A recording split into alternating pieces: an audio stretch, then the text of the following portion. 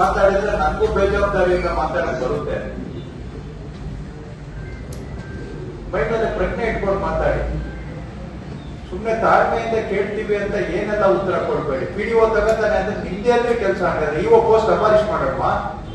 ಯಾಕೆ ಬೇಕು EO post? ಇದು ಅದಕ್ಕೆ ನಾವು ಈಗ ಒಂದು ಎಲ್ಲ PDOಸ್ ಸ್ಟ್ರಿಕ್ಟ್ ಆಗಿ ಹೇಳಿದ್ವಿ ಸರ್. ತಾಲೂಕ್ ಪಂಚಾಯತಿ ಗಮನಕ್ಕೆ ತಂದಿದ್ದೇನೆ.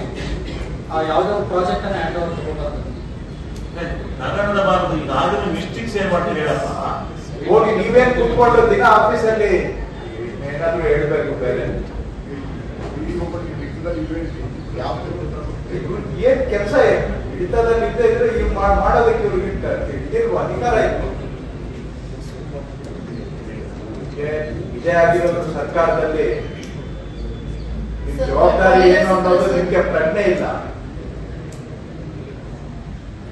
ಜನ ಇರೋದು ನಿಮ್ಗೆ ನಿಮ್ ಸೇವೆ ಮಾಡಕ್ಕೆ ಅಂತ ತಿಳ್ಕೊಂಡಿದ್ದೀರಾ. ನೀವಿರೋದು ಜನಗಳಿಗಾಗಿ ಅಲ್ಲ.